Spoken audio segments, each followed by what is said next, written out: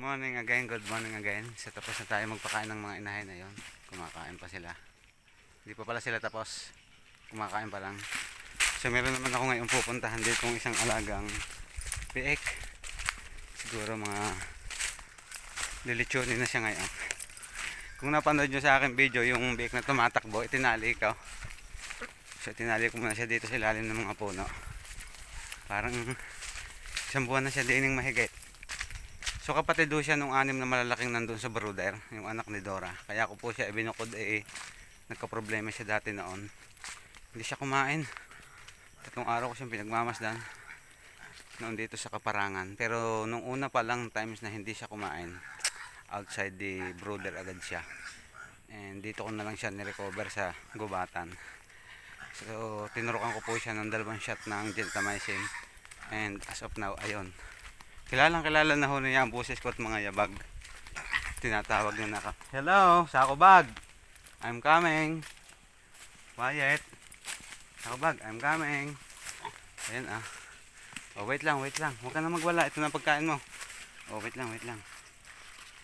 Gutom ka na. Hindi kita maisama uli sa iyong mga kapatid kasi ito ay deli cage.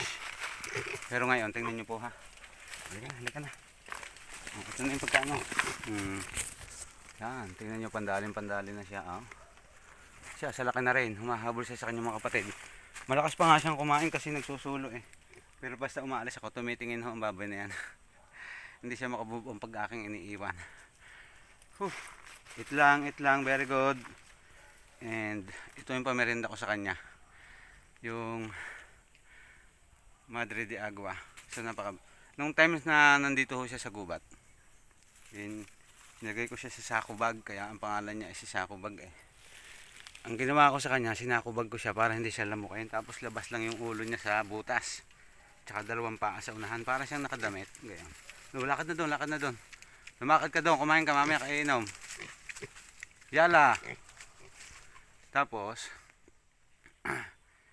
noon di nakalabas yung ulo niya, hindi siya nilalamok. Ang ginagawa ko po sa kanya ay dinadalan ko siya nito. So nakita ko siya kumakain ng dahon. So tinurukan ko nga po siya ng vaccine na gentamicin, anti-scouring and pneumonia. Sabi ko baka may sipon lang eh.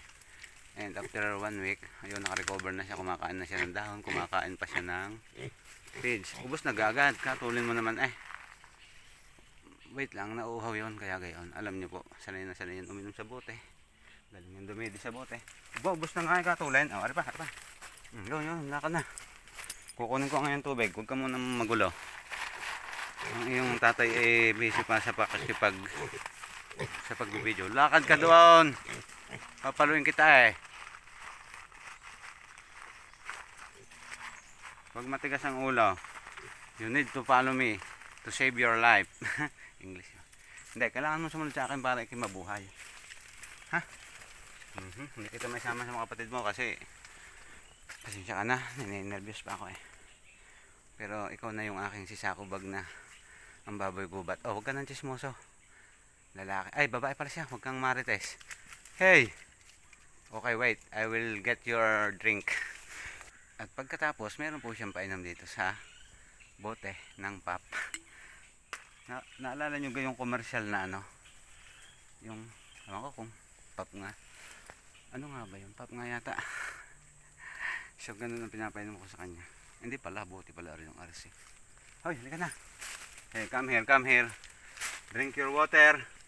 Hoy, napaulot ka naman sa pagkain ngayon. Ayaw mo naman pumarin eh. Bahala ka, mauhaw ka. Saubag. Hey, come here. Drink. Oh, kita nyo? Drink a lot nang hindi ka ma-dehydrate.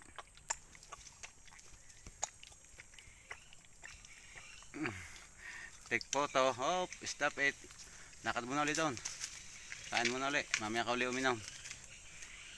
So ayan po, ganyan po kabait ang aking oink oink. At ganun natin sila sinisave.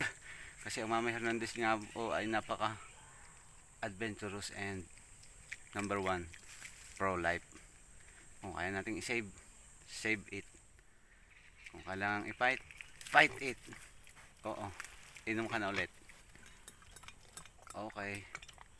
don't waste your water because it's too much far. Ay, stop it. So yun, thanks for watching.